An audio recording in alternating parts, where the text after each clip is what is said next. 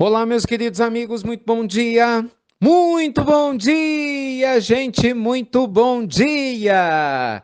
Começando com muito carinho, mais uma pílula do nosso amado Evangelho, pílula especial. Eu adoro as pílulas especiais, hein? Muita luz e muita paz, como sempre, ao seu coração, à sua vida. Vem cá, me responde uma coisa logo de cara. O que Francisco de Assis e você têm em comum? O que será que a história do Poverello de Assis tem em comum com sua vida extraordinária? Gente, ontem nós estreamos a nossa super série Os 11 Hábitos das Pessoas Extraordinárias. Foi incrível, né? Como sempre, né? Vocês me surpreenderam 10 horas da noite, a primeira vez que eu fiz uma live às 22 horas, né? A gente teve um pico fantástico aí, né? Quase 15 mil pessoas, né? Incrível.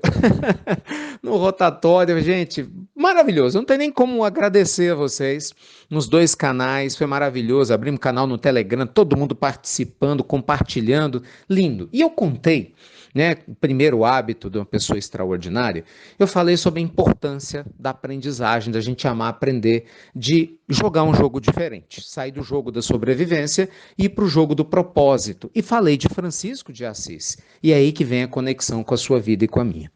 Francisco de Assis, gente, para quem não sabe, nem sempre, né, foi esse ser maravilhoso que a gente aprendeu a amar. Francisco nasceu num lar comum, né? Aliás, ser maravilhoso, perdão, ele sempre foi, mas ele nem sempre teve essa fama toda, né? Porque ele nasceu num lar comum.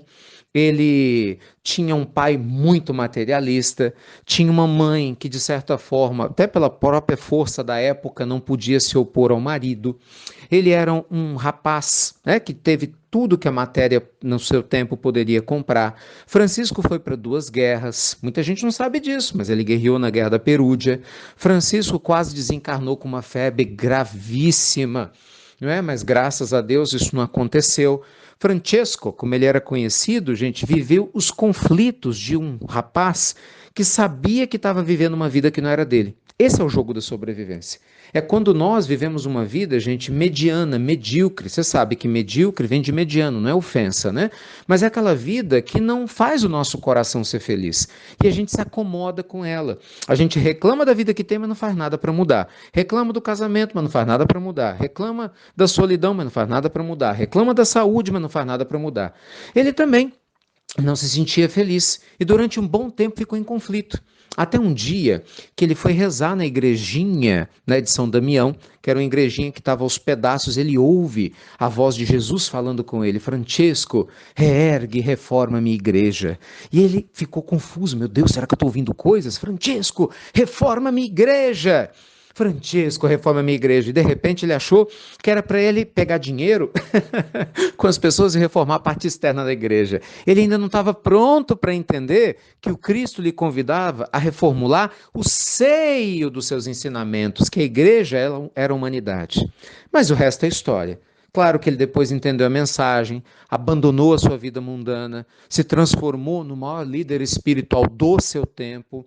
Não é importante para os muçulmanos, muita gente não sabe disso, teve com Saladino, que era o imperador muçulmano da época, né, chamou a atenção do Papa. Só para vocês terem ideia, ele foi canonizado apenas 2 anos após o seu desencarne. Tamanho impacto e importância da vida de Francisco de Assis para a Idade Média e para todos nós. Mas ele só chegou a ser Francesco, gente, o nosso amado Poverello de Assis, porque ele não teve medo de sair da vida comum e de ir para a vida do propósito. Ele pagou um preço para poder fazer isso. Porque, gente, viver uma vida extraordinária tem um preço.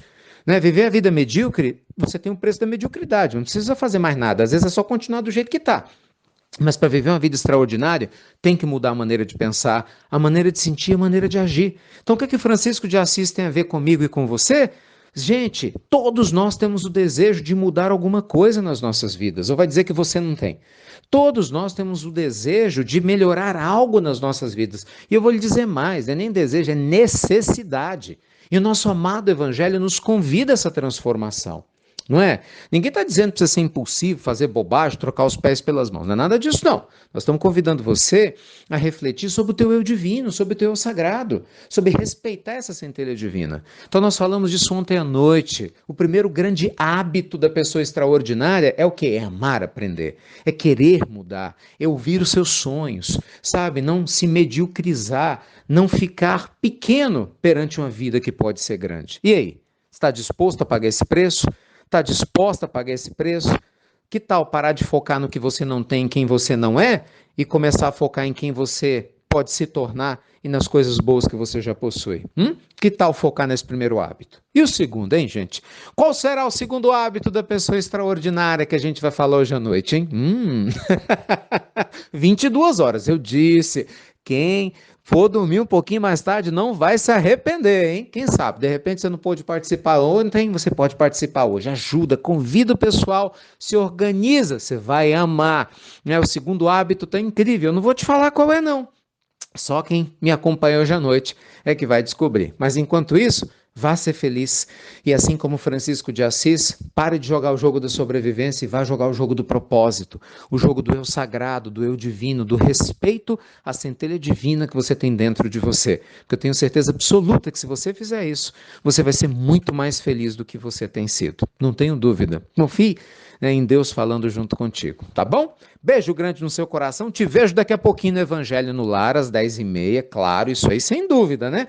Te vejo logo mais à noite, às 22 horas, na segunda lei das pessoas extraordinárias. Beijo grande, gente, fiquem com Deus e até breve. Até muito, meus amigos, muito breve.